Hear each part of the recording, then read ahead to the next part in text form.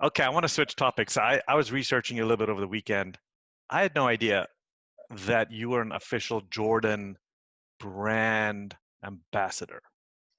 Hmm. So everyone wears Nikes, Reebok, whatever, Adidas, but you were, and then I heard about the story of how you became it, and you were in Santa Barbara, and Jordan looked at you guys like, "What are you wearing? Come on!" And all of a sudden you're a Jordan ambassador.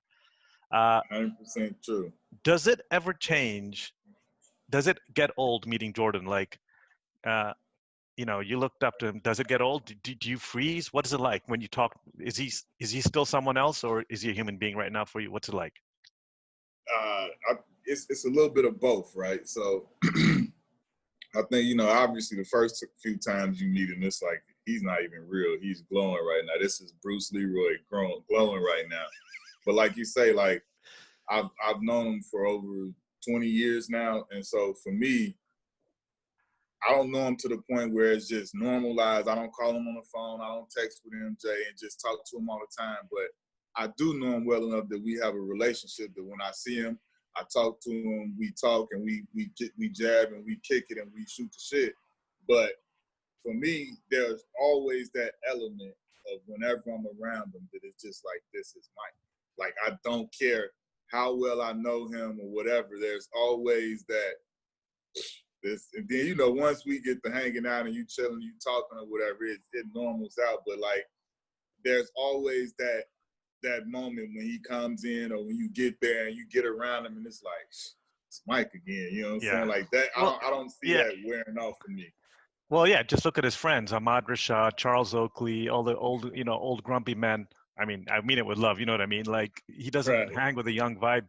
Even Kobe, he probably wasn't friends. It was more like, hey, Mike, teach me this, teach me that. What was it like to do this, to do that? It was a mentorship. I don't think he was probably very friendly. He doesn't strike me as a guy that will get friendly with many other people just by looking at the Last Dance, unless you're like within an inner circle that knows him from like way back. I don't know. I mean, I would characterize that as let people get close. As Mm, far as yeah. friendly, I would say you would be surprised. He's friendly with everybody. That just just kind of just comes around. He's gonna be friendly, crack jokes, and do that now. As far as like letting people get close to him and be in his inner circle, I think if you watch The Last Dance, I think that speaks for itself why he wouldn't.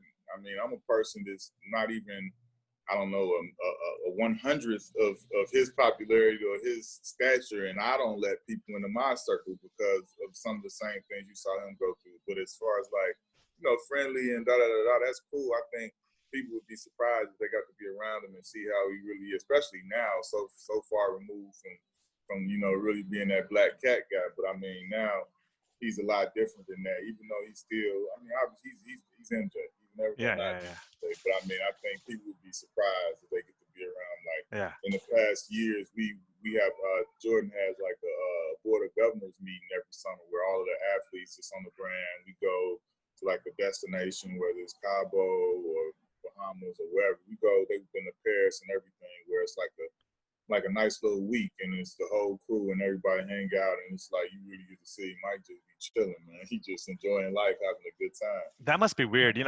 When Steve Jobs died in when 2011, 10, like, he's revered in the Silicon Valley with, just everything he's done, how he thinks, how he approached a product, how he built a company, how he hired people.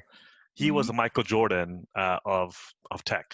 And so Right. I remember there was a very famous tech opinion blogger, Om Malik, who's still alive, and he wrote a post about when Steve died.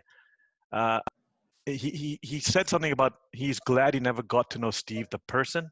He only got to follow Steve from afar because he didn't want the person to then shadow over like the reverence he had for Steve Jobs. He didn't want to be capital, he wanted capital S Steve, not lowercase Steve. Uh, so in a sense, like I kind of, not that I ever a chance of meeting Michael, but I just don't think I ever want to even chat with him. I just want to be like, hey, he's there. I'm gonna just bow I, down. I totally understand that for some people. I mean, that's the whole thing. Like, some people never want to meet, their hero or somebody they look up to or think so highly of, and then it doesn't go that way, and then your opinion has to change based on your personal, situation with them. But that had nothing to Yeah, do with yeah, yeah. everything that you love them about. But so I get that. But I mean, luckily for me, my experience with MJ, he was obviously my childhood hero and stuff like that. It was nothing short of amazing. You know what I'm saying? He knew who I was, acknowledged me, and was cool as ever and welcoming as ever. So Wow. for me, it couldn't get much better.